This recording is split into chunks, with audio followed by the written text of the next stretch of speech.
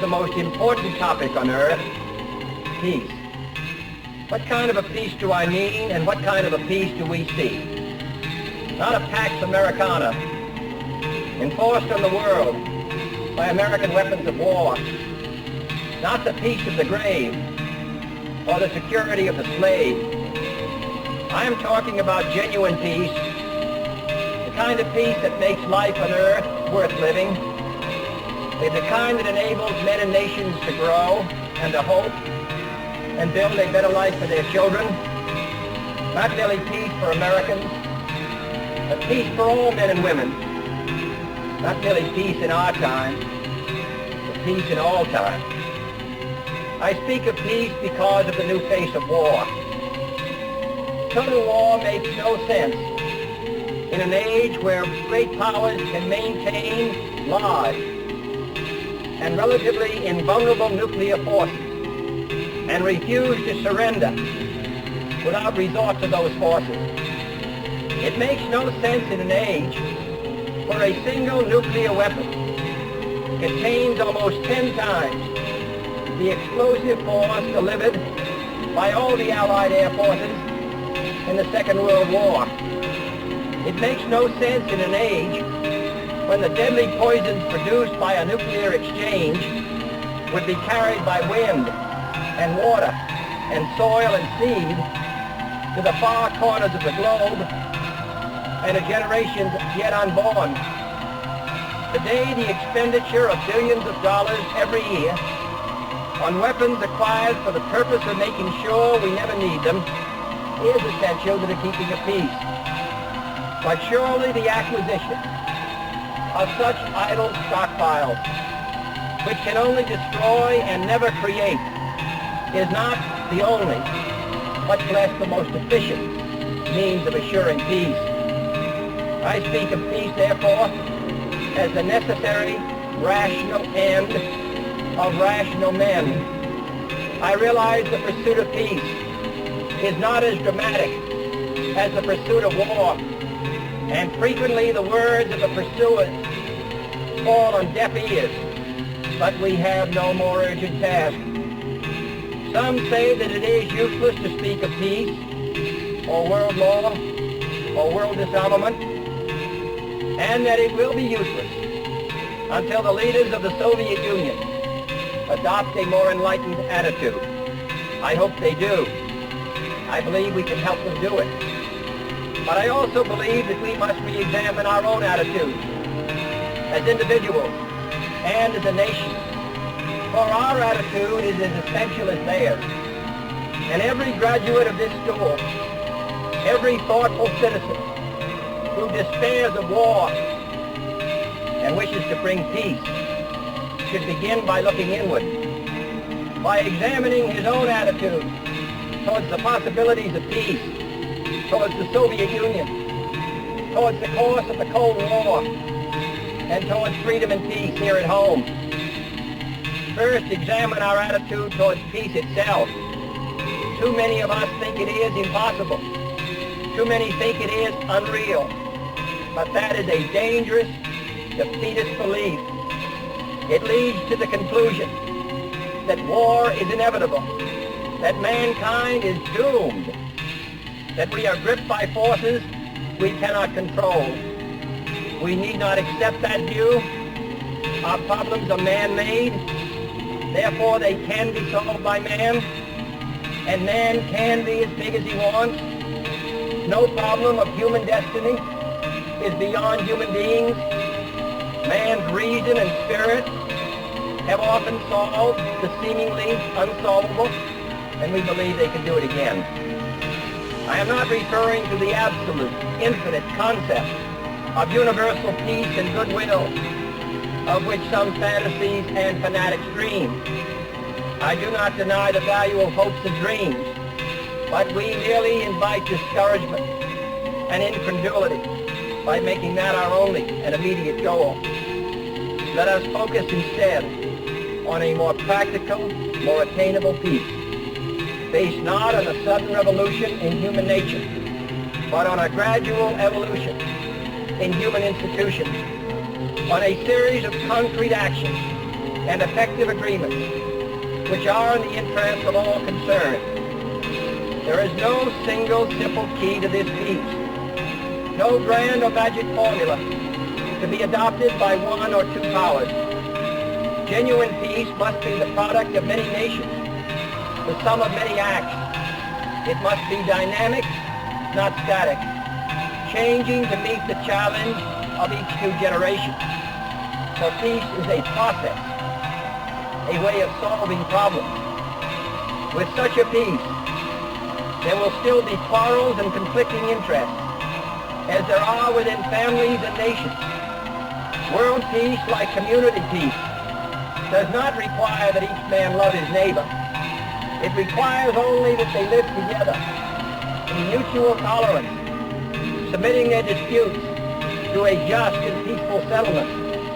And history teaches us that enmities between nations, as between individuals, do not last forever. However fixed our likes and dislikes may seem, the tide of time and events will often bring surprising changes in the relations between nations and neighbors. So let us persevere. Peace need not be impractical, and war need not be inevitable. By defining our goal more clearly, by making it seem more manageable and less remote, we can help all people to see it, to draw hope from it, and to move irresistibly towards it. And second, let us re-examine our attitude towards the Soviet Union. It is discouraging to think that their leaders may actually believe what their propagandists write.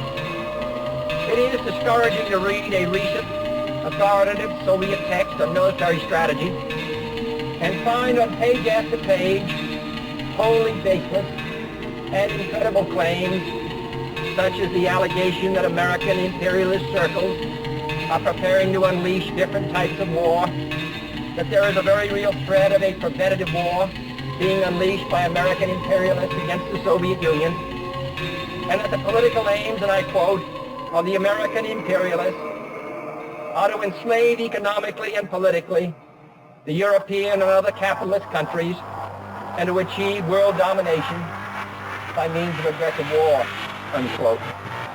Truly, as it was written long ago, the wicked flee when no man pursueth. Yet it is sad to read these Soviet statements, to realize the extent of the gulf between us.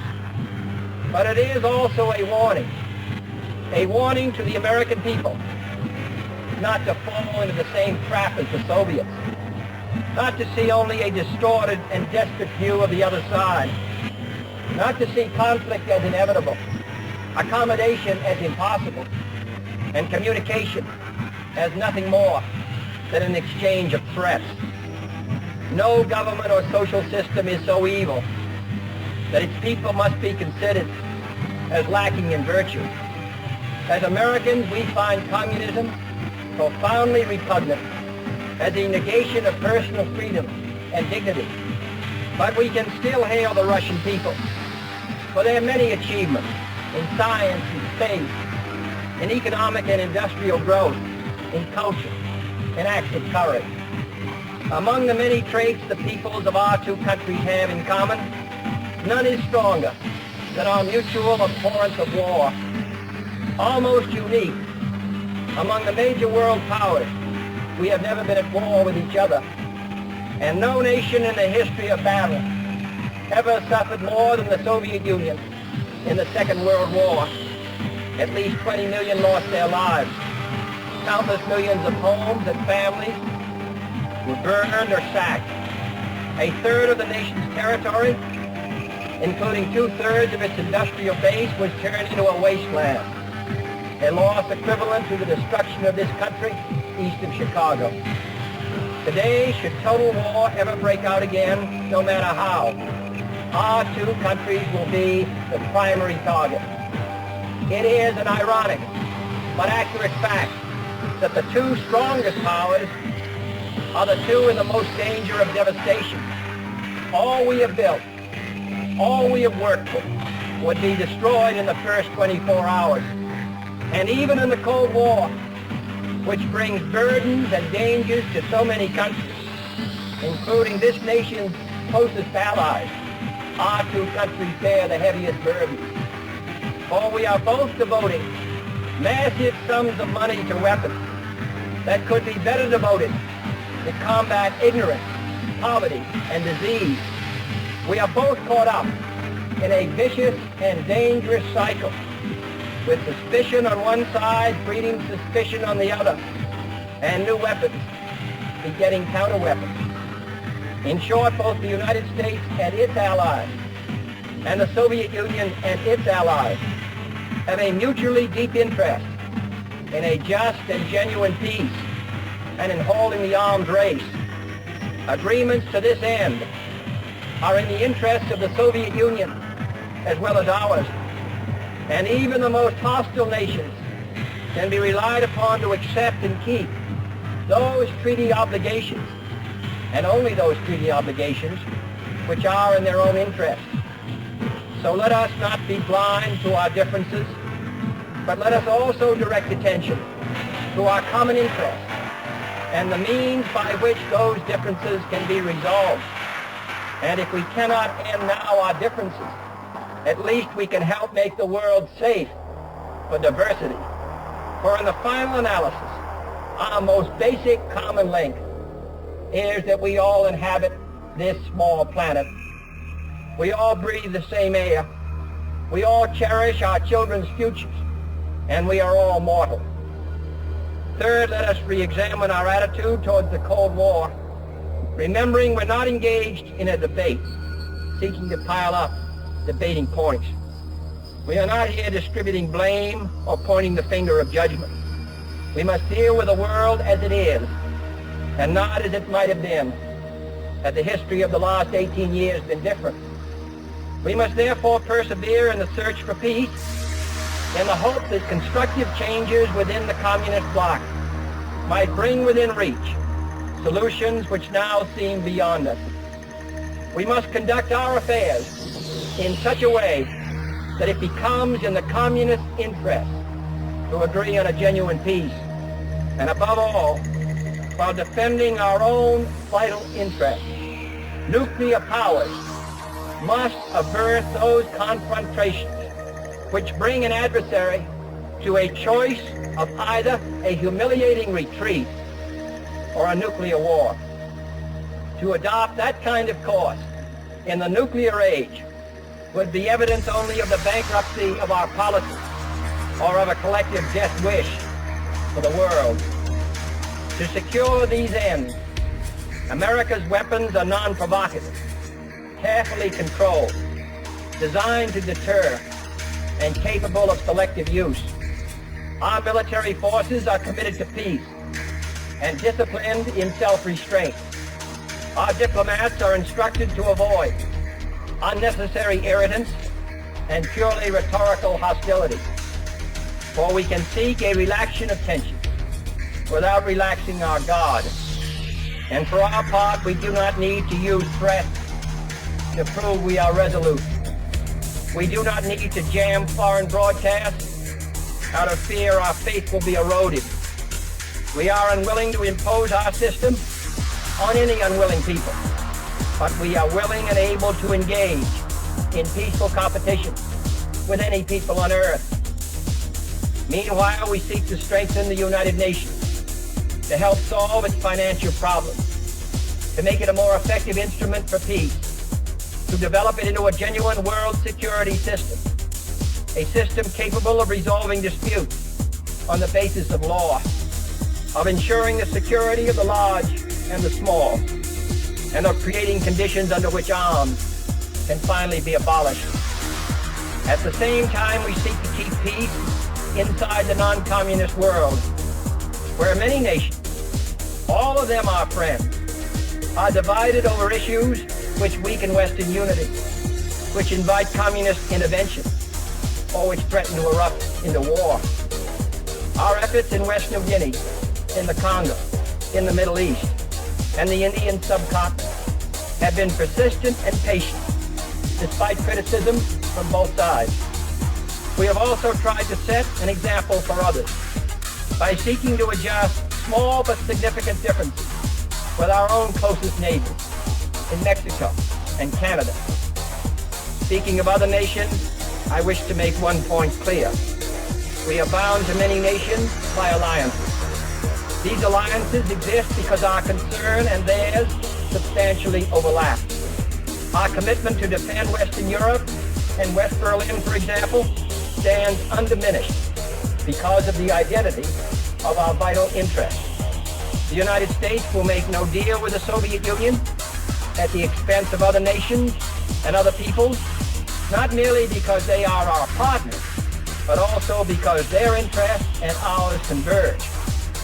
Our interests converge, however, not only in defending the frontiers of freedom, but in pursuing the path to peace. It is our hope and the purpose of Allied policy to convince the Soviet Union that she too should let each nation choose its own future, so long as that choice does not interfere with the choices of others. The communist drive to impose their political and economic system on others is the primary cause of world tension today. For there can be no doubt that if all nations could refrain from interfering in the self-determination of others, the peace would be much more assured. This will require a new effort to achieve world law, a new context for world discussion. It will require increased understanding between the Soviets and ourselves. An increased understanding will require increased contact and communication. One step in this direction is the proposed arrangement for a direct line between Moscow and Washington to avoid on each side the dangerous delays, misunderstandings, and misreadings of others' actions which might occur at a time of crisis. We have also been talking in Geneva about our first step measures of arms control, designed to limit the intensity of the arms race and reduce the risk of accidental war. Our primary long-range interest in Geneva, however, is general and complete disarmament, designed to take place by stages, permitting parallel political development to build the new institutions of peace, which would take the place of arms. The pursuit of disarmament has been an effort of this government since the 1920s. It has been urgently sought by the past three administrations.